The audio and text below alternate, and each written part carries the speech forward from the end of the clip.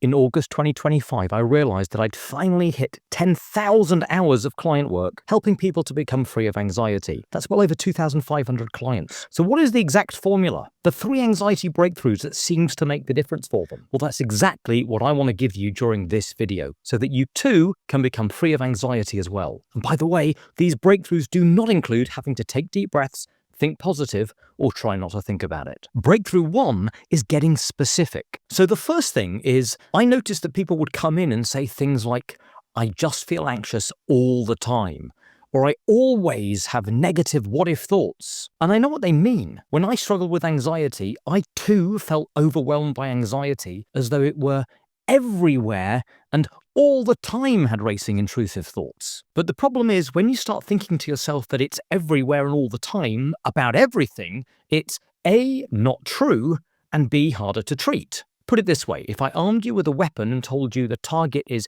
everything and everywhere, it would become almost impossible to deal with that situation. It's too big a target, too big a task, and you'd never feel like you'll achieve it. But if I said get specific, there are actually only 3 specific targets, well, now it seems much more doable and less overwhelming. So instead, get really curious about what images, words, or sensations specifically are going on in your body that actually feel like a threat. This will be like getting better at spotting the actual targets rather than treating everything everywhere as a target. I'll give you a quick example, because I remember working with someone who had terrible health anxiety, and he said, I just feel anxious all the time. So I asked him when specifically, and he replied, when I feel ill, I worry something's wrong. And whilst that is a little narrower, I want to get really specific. And sometimes a good way of getting more clarity is by thinking through a specific example, because when he really narrowed it down, he realized that when he got a feeling of tension in his chest,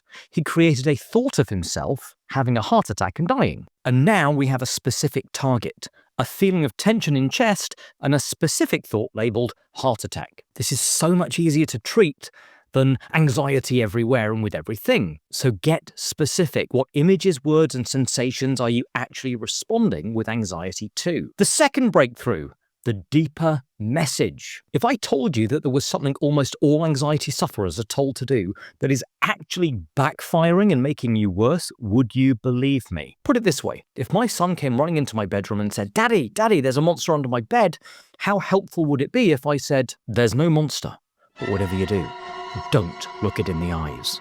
Of course, telling him he mustn't see it would imply deep down that there really is a threat, and it would therefore likely trigger more of a threat response. So how many times do people tell us, when they're trying to be helpful, that when it comes to these worst case thoughts and feelings, we should distract ourselves and try not to think about it? Well, this is literally like saying, there's no monster, but don't look at it. And the more we tell ourselves we shouldn't think it or connect with it, the more our brain flags it as a threat, and therefore the more likely we will perpetuate the anxiety issues. Can you see how resisting these thoughts and feelings is actually like adding fuel to the fire of anxiety rather than just letting it burn itself out? So what should you do instead? Well, a really simple suggestion is to remember that you are just thinking these things and that thoughts don't equal reality. And you can even try this now and notice how effective this can be. So right now, imagine a worst case what if thought and notice how it feels to imagine that happening.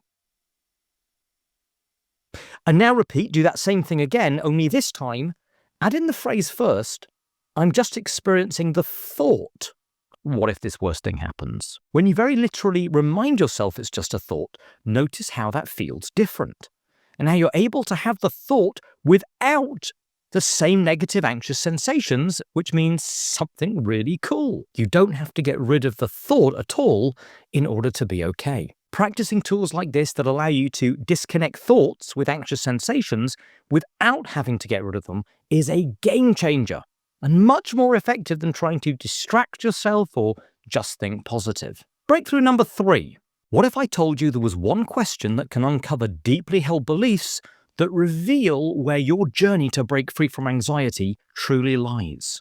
The question is this: what guarantees would you need in order not to be anxious anymore? Let me give you an example. A little while ago, I was working with someone with health anxiety, and I asked them this question: What would you need to be true in order not to freak out and worry anymore? They stopped and thought and then replied with something that cut straight to the heart of the matter. I just need to know that I'll never die and never get sick. Good luck with that. Can you see how if we live in a world where people do unfortunately die and get sick, and simultaneously hold a belief that this mustn't and can't happen, we really end up with nowhere to go but anxiety. Psychologically speaking, we back ourselves into a corner as we end up fighting against the nature of reality. And in the words of the therapist Byron Katie, if you argue with reality, you'll lose, but only 100% of the time. So this is a great question to really reflect on and work through, as it will uncover for you key areas in your life where you're likely fighting reality, which will leave you nowhere to go but anxiety. Now, sometimes people get all this and they say, that all makes sense, Howard. But sometimes when anxiety or panic comes along, it's so intense, so overwhelming, I can't even think straight, let alone having the headspace to get specific or detach from those sensations, which is why it can be important to have some powerful anxiety firefighting techniques in your back pocket that can reduce intense overwhelm and anxiety quickly and bring you back into a thinking brain, which I cover on this video here.